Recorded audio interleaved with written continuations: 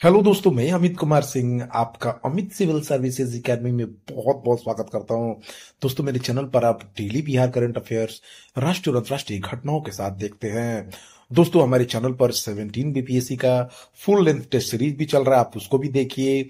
साथ ही साथ दोस्तों, बिहार करंट अफेयर्स, नेशनल और इंटरनेशनल करंट अफेयर्स के टेस्ट भी मैं डाल रहा हूं, जो आपके 17 बीपीएससी के लिए बहुत इंपॉर्टेंट है। तो देर ना करिए, आप हमारे चैनल से जुड़ जाइए, चैनल को सब्सक्राइब करिए और 17 बीपीएससी में सफलता प्राप्त करें। तो चलते हैं आज के पहले क्वेश्चन पे। आज हम लोग 12 और 13 नवंबर 2024 के सभी इंपॉर्टेंट बिहार करंट अफेयर्स, राष्ट्रीय और अंतर्राष्ट्रीय घटनाओं के साथ देखेंगे। 6 अखबारों का निचोड़ और दोस्तों सबसे इंपॉर्टेंट बिहार करंट अफेयर्स, इससे इंपॉर्टेंट बिहार करंट अफेयर्स आपको किसी चैनल पर नहीं मिलेगा। तो चलते हैं, जरूर देखिए शुरू से लेकर अंत तक। बिहार के गया के डोभी में बन रहे औद्योगिक पार्क को कौन सा संस्थान विकसित करेगा? तो देखिए दोस्तों, बिहार के गया के डोभी में औद्योगिक पार्क बनाया जा रहा है। इसको राष्ट्रीय औद्योगिक कॉरिडोर विकास निगम बियाडा और बिहार उद्योग विभाग मिलकर बनाएंगे। पटना में मंगलवार को आयोजित डोभी आईएमसी विकास के लिए समझौता पत्र पर हस्ताक्षर किए गए। आप फोटो में देख सकते हैं दोस्तों, यहां पर परियोजना को बढ़ावा देने के लिए शेयर धारक समझौते पर हस्ताक्षर हुए। पटना में आयोजित डोभी आईएमसी विकास के लिए समझौता पत्र हस्ताक्षर समारोह में उद्योग मंत्री नीतीश मिश्रा, संजीव वंदना प्रेयसी, बियाडा के MD Kundan Kumar, NIDC CEO MD Rajat Kumar Saini उपस्थित रहे और यहां पर समझौता किया गया बिहार के गया के डोभी में बन रहे औद्योगिक पार्क को विकसित करने के लिए। दोस्तों, इसको बनने के बाद लगभग देखिए 1 लाख से अधिक नौकरियां पैदा होगी। इस परियोजना के तहत डोभी में बड़े और मध्यम दर्जे की 1,000 से अधिक उद्योग लगाने की योजना है। इससे रोजगार के अवसर बढ़ेंगे, अलग अलग क्षेत्रों में युवाओं को रोजगार मिलेंगे। इससे 1,09,185 नौकरियां सृजित होगी। जीटी रोड पर गया के स्थित होने के कारण यहाँ की कनेक्टिविटी अच्छी है। इस कारण यहाँ से पूर्वी, उत्तरी और उत्तर पूर्व भारत के विशाल बाजारों के साथ साथ नेपाल, बांग्लादेश, भूटान तक यहां से माल ले जाना आसान हो गया। यह सड़क झारखंड, पश्चिम बंगाल, उत्तर प्रदेश, दिल्ली को जोड़ती है। यह एनएस 22 के आसपास स्थित है, जो गया को झारखंड के चतरा जिले से जोड़ता है।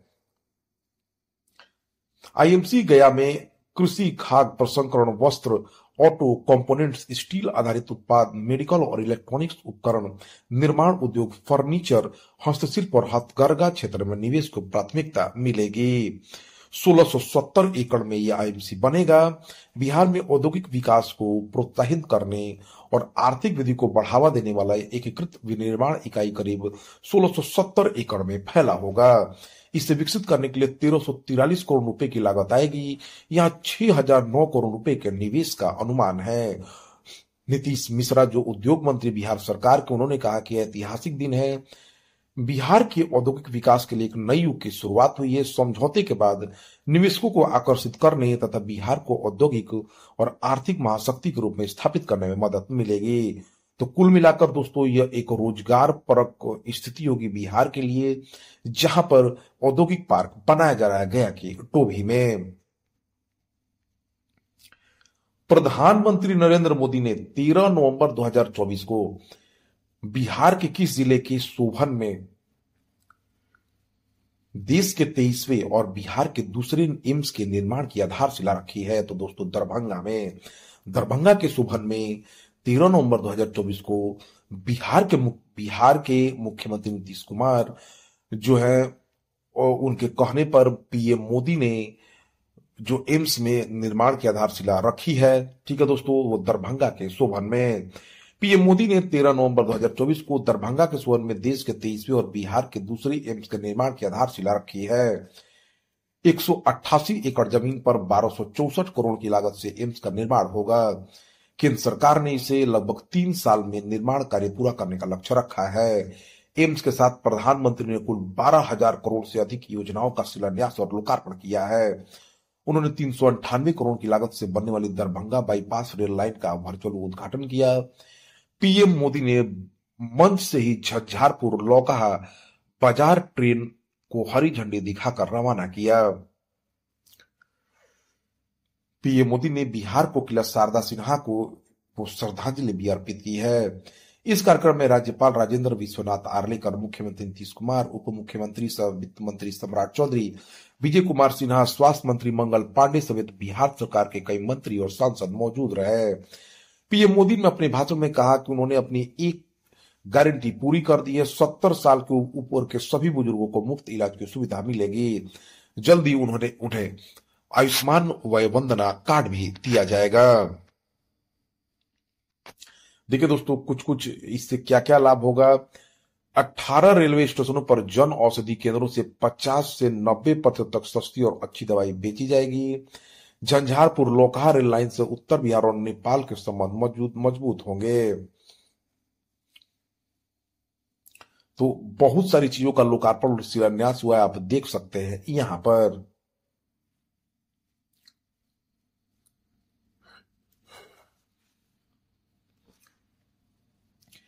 ग्यारह नवंबर 2024 को राजगीर अंतर्राष्ट्रीय खेल परिसर में एशिया महिला हॉकी चैंपियनशिप ट्रॉफी का उद्घाटन किसने किया है? तो दोस्तों, नीतीश कुमार सीएम ने। बिहार के राजगीर की ऐतिहासिक धरती पर सोमवार को 11 नवंबर को एशियन महिला हॉकी चैंपियंस ट्रॉफी का शुभारंभ बिहार के मुख्यमंत्री नीतीश कुमार ने किया है। हॉकी इंडिया और बिहार सरकार के जरिए संयुक्त रूप से आयोजित यह टूर्नामेंट 20 नवंबर तक चलेगा। टूर्नामेंट में भारत के अलावा चीन, थाईलैंड, मलेशिया, दक्षिण कोरिया और जापान की टीमें भाग ले रही हैं। बिहार में पहली बार अंतर्राष्ट्रीय स्तर की प्रतियोगिता का आयोजन किया गया है, जो बिहार के लिए बहुत गर्व की बात है। मुख्यमंत्री नीतीश कुमार ने राजगीर खेल अकादमी सह खेल विश्वविद्यालय परिषद में निर्मित एथलेटिक्स ट्रैक एवं फुटबॉल मैदान का भी लोकार्पण किया। बिहार के खेल मंत्री सुरेंद्र मेहता हैं। महिला एशियाई चैंपियंस ट्रॉफी 2024 का शुभंकर गुड़िया है, जो गौरैया से प्रेरित है, जो बिहार में युवा लड़कियों के लिए एक स्नेहपूर्ण संबंध है। लोगों में जो एशियाई हॉकी का जो लोगो है दोस्तों, वो बोधि वृक्ष को दर्शाया गया है, जो विकास और लचीलेपन का प्रतीक है तथा बिहार की आध्यात्मिक विरासत से जुड़ा हुआ है। तो आप देख सकते हैं दोस्तों, राजकीय खेल अकादमी में मुख्यमंत्री नीतीश कुमार ने एशिया महिला हॉकी चैंपियनशिप का शुभारंभ किया है। भारत के प्रथम शिक्षा मंत्री के नाम पर मुख्यमंत्री नीतीश कुमार ने अबुल कलाम स्मृति स्मारक का लोकार्पण कहाँ किया है? तो दोस्तों, उन्होंने पटना में किया है। प्रथम शिक्षा मंत्री, देश के पहले शिक्षा मंत्री मौलाना अबुल कलाम आजाद की जयंती के मौके पर मुख्यमंत्री नीतीश कुमार ने नेहरू पथ पुनाई चौक स्थित मौलाना अबुल कलाम आजाद स्मृति स्मारक का लोकार्पण किया। मुख्यमंत्री ने इस दौरान भारत रत्न के व्यक्तित्व और आजादी में उनके योगदान को भी याद किया है। भवन निर्माण विभाग के सचिव कुमार रवि ने भारत रत्न मौलाना आजाद पर लिखी पुस्तक आजादी की कहानी मुख्यमंत्री नीतीश कुमार को भेंट किया है। तो आप देख सकते हैं दोस्तों फोटो में।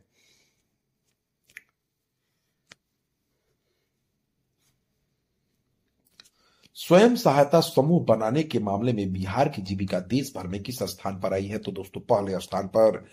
स्वयं सहायता समूह बनाने में बिहार जीविका देश भर में अव्वल है। राष्ट्रीय ग्रामीण आजीविका मिशन, ग्रामीण विकास मंत्रालय, भारत सरकार ने सभी राज्यों की रैंकिंग जारी की है। इसमें स्वयं सहायता समूह बनाने में बिहार जीविका पहले स्थान पर है।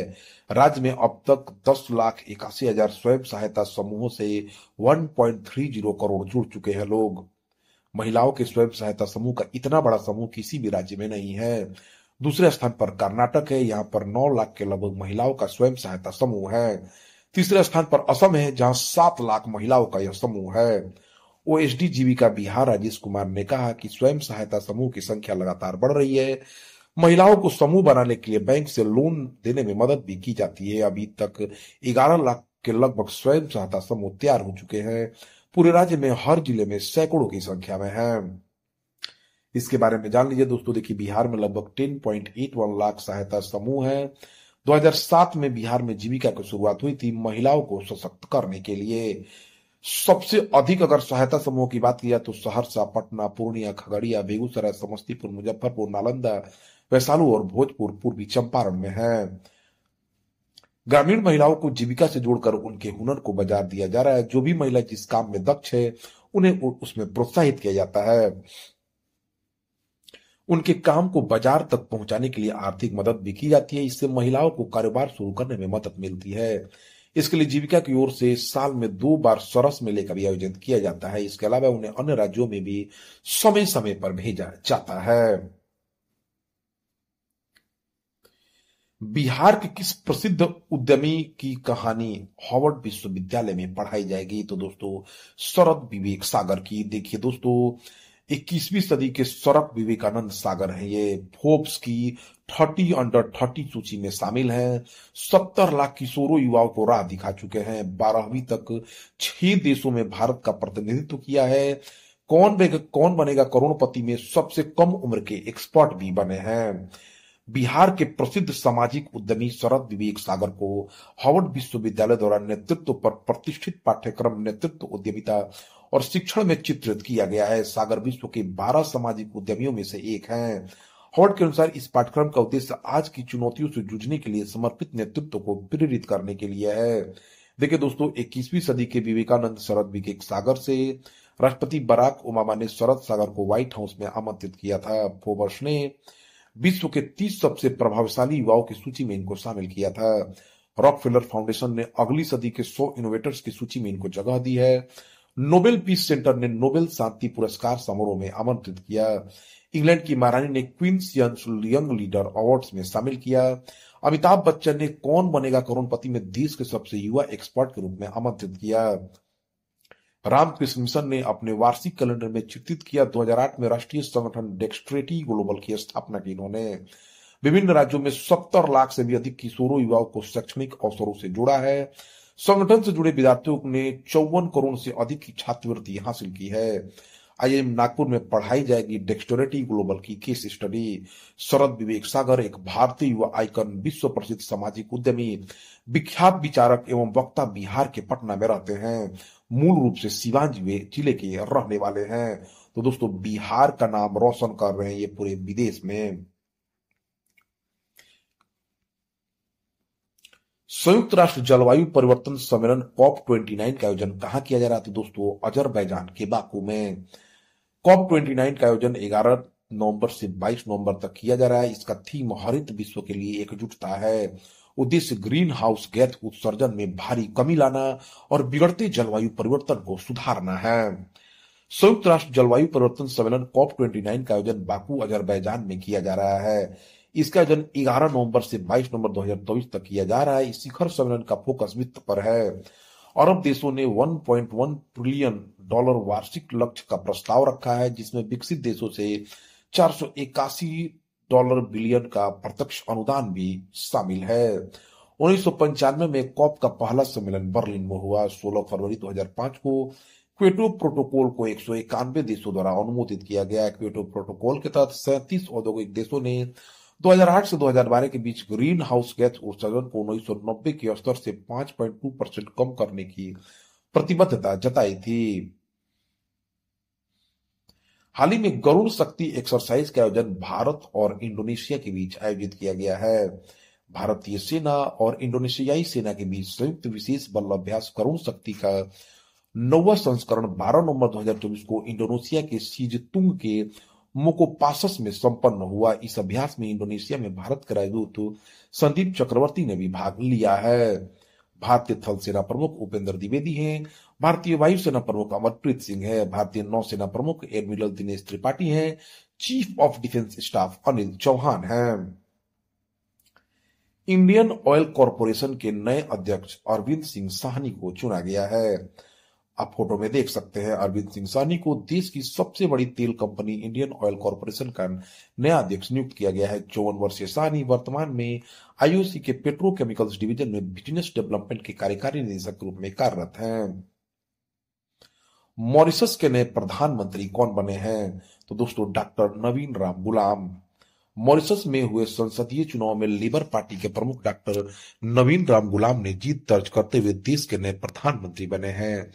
नवीन राम गुलाम ने देश के मौजूदा प्रधानमंत्री प्रविंद जगन्नाथ को हराया है।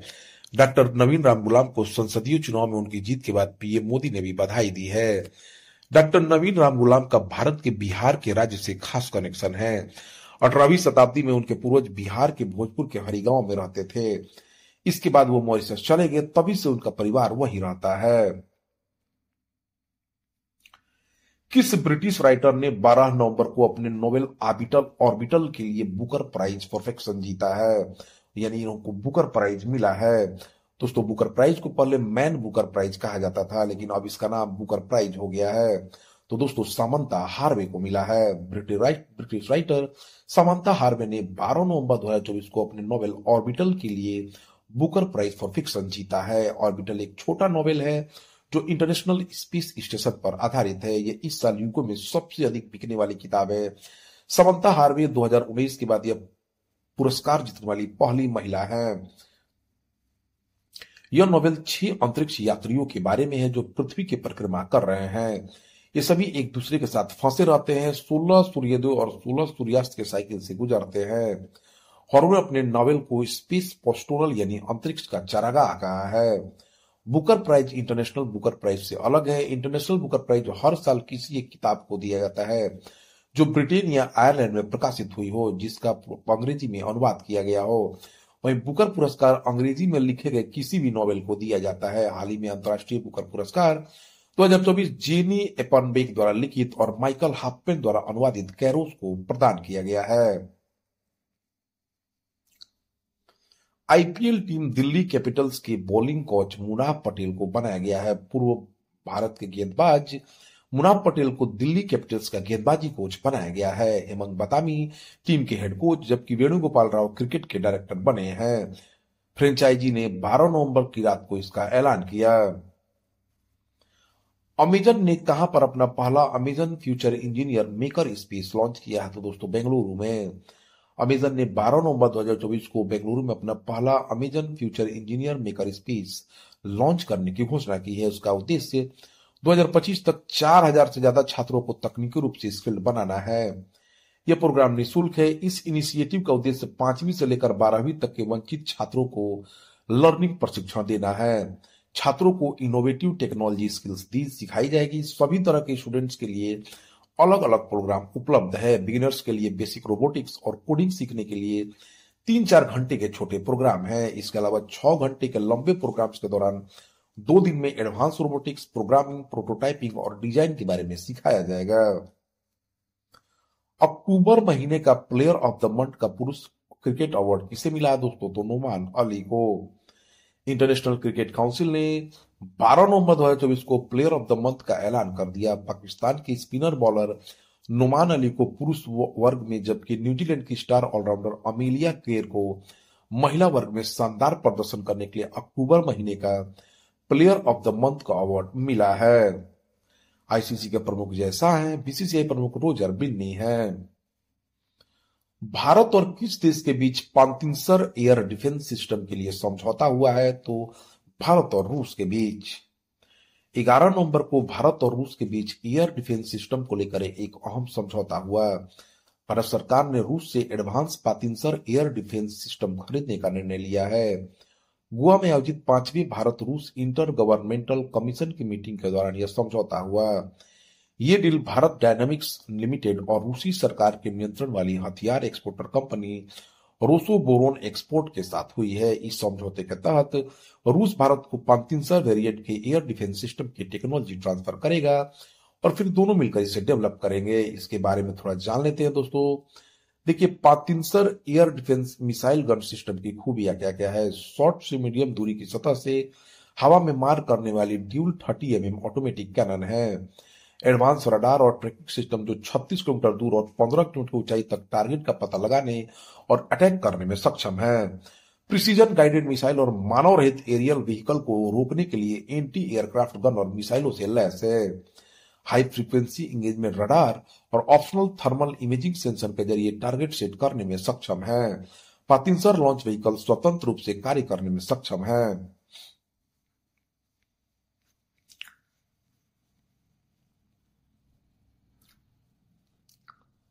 गृह मंत्रालय ने किस सुरक्षा बल की पहली सर्व महिला बटालियन के गठन को मंजूरी दी है? तो केंद्रीय औद्योगिक सुरक्षा बल की। गृह मंत्रालय ने केंद्रीय औद्योगिक सुरक्षा बल यानी सीएसएफ की पहली सर्व महिला बटालियन के गठन को मंजूरी दी है। इस ऐतिहासिक निर्णय की घोषणा सीएसएफ ने 12 नवंबर 2024 को की है। सीएसएफ की स्थापना 10 मार्च 1969 को भारतीय संसद के एक अधिनियम के तहत 2800 कर्मियों की प्रारंभिक संख्या के साथ की गई थी। लगातार दूसरी बार अंतर्राष्ट्रीय हॉकी महासंघ के अध्यक्ष के रूप में किसे चुना गया है, तो तैयब इकराम के।